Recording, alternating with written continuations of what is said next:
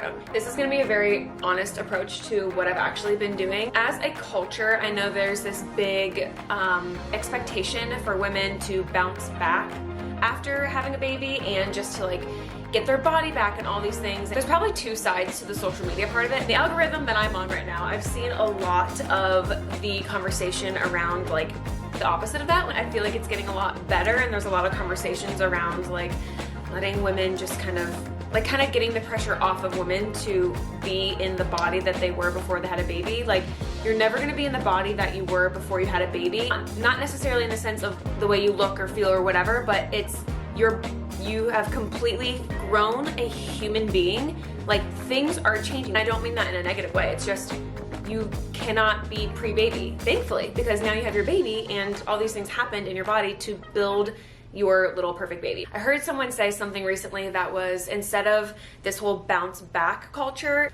why don't we say bouncing forward or something along those lines? And I was like, ooh, I love that. And that doesn't mean that your health is not important. It doesn't mean that you don't want to work out. It doesn't mean that you don't want to tone up or maybe even lose weight. So I'll give you a little background about myself. So I changed my whole lifestyle 10 years ago. So in September, it's July now, in September will be 10 years that I went fully vegan, and I changed my lifestyle from the lifestyle that I was living, which was under eating, over exercising, and I had really bad self-talk. I was really, really hard on myself. So not only was it what I was physically trying to do or what I was, the lack of what I was eating, my mindset was really, really bad, and that created a lot of anxiety for me. I didn't even realize it then how bad my anxiety was, and the way I was living was fueling my anxiety so much. So when I changed my lifestyle, I felt a huge sense of freedom, relief. It was the start to healing my mindset, healing my body, all the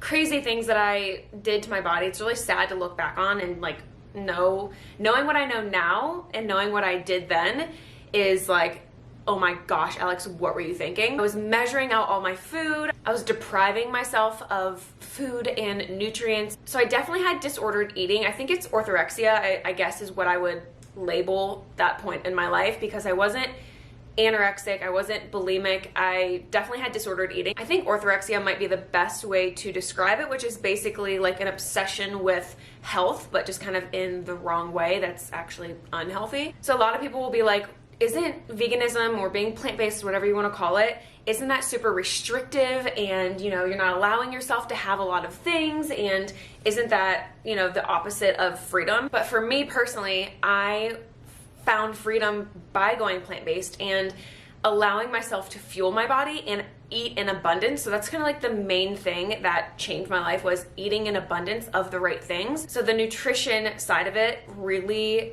got my interest. Years down the road, I ended up going to school for holistic health coaching and getting certified in that. And then after that, I took it a little bit further and got certified in plant-based nutrition. And that has definitely evolved over the years. Since getting pregnant, having a baby, my priorities have just kind of shifted and changed. And I also was a yoga instructor for a very long time. I still technically am. I just haven't been teaching in studio or anything, or even doing online anymore. But it's just a season of life that I'm in, which I'm very happy with the season of life that I'm in. That's just like a little background for you. But my fitness postpartum, for me, it was really, really, really, really hard, and it still is, to prioritize my fitness and working out postpartum. And it's actually been pretty intentional of me to be that way, because once I had Sage, I had, you know, healed for many years around disordered eating and, you know, how I feel about my body and taking care of my body and nourishing my body. So I was not triggered by having a baby of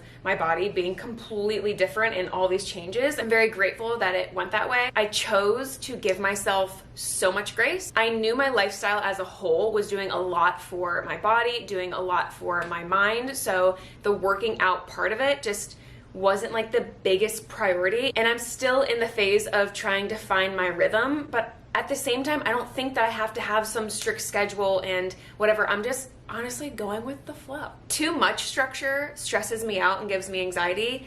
Not any structure or anything also can like stress me out, and I feel all over the place, which is a very common feeling being a mom. I'm like literally all over the place all of the time. I had a really traumatic experience having Sage. It's something that I feel like I'm okay with now. I think when I get pregnant again, I think it's gonna definitely bring some stuff up. I will deal with that when it comes. Right after having her, like once I was cleared and everything after the 6 weeks or whatever, I was like, I don't feel like working out. I don't want to work out. Like I'll do my walks. Like I don't want to do the HIIT trainings. I don't want to do a vinyasa power flow. Like I don't feel like that feels good to me right now. So I just didn't, which is really weird for me because even after like healing from working out too much and being on fat burners and all the things, fitness still was a big part of my life, whether it was Pilates or yoga. Like I was doing yoga. There was a time I was doing it like literally 6 or 7 days a week. Sometimes I would double up, and that just like worked for me in that season. It felt really, really good. So to go from doing all that, getting pregnant, and then having a baby, and then just like not doing any of that was definitely a big difference in my lifestyle. But again, I was totally,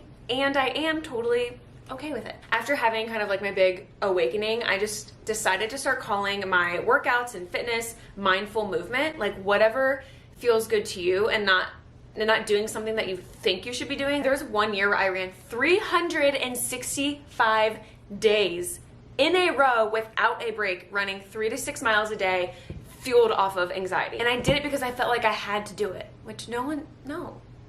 So anyway, so after having Sage, I'm like, I am definitely going to practice what I preach. I'm going to be doing mindful movement, so whatever feels good. And for a really long time, that was just walking. I don't mean to say just walking like, oh, you're just walking and not doing like a real workout. Walking is mindful movement.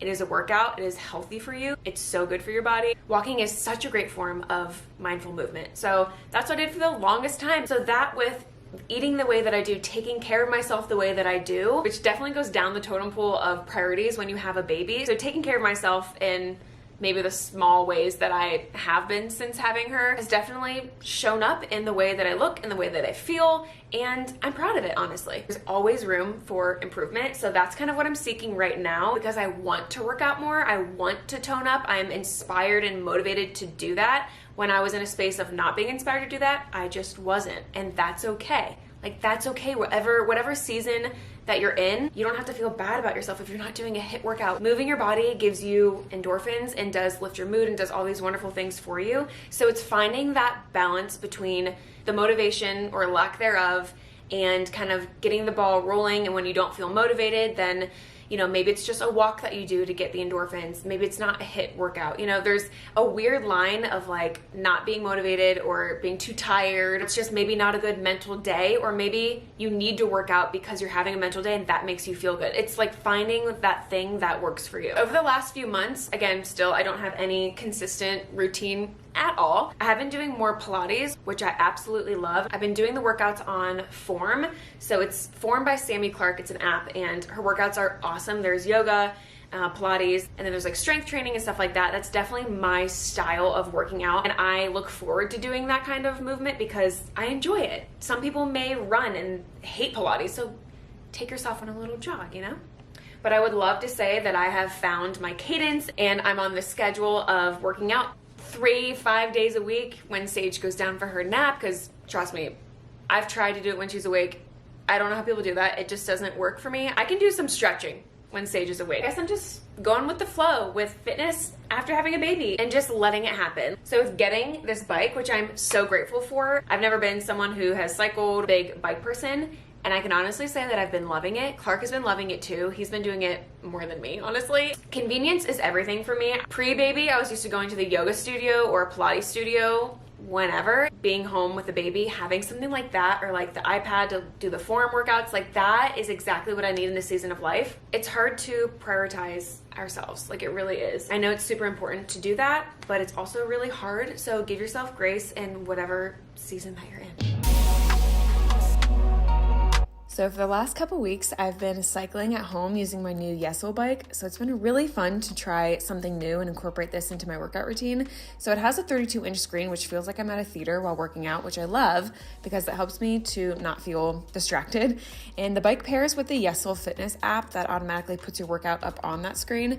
And you have a lot of options when it comes to classes. So not only spin classes, but there's also yoga, strength, stretch, and cardio. They also have an option to do a scenic ride to music, which is actually personally my favorite to do. The YESOUL bike is a great alternative to Peloton at a much better price. So if you like Peloton classes but don't want to pay for the expensive bike, you can actually use the screen mirroring function on your phone to do Peloton classes on this bike, which is pretty cool. And I think that's probably one of the best features.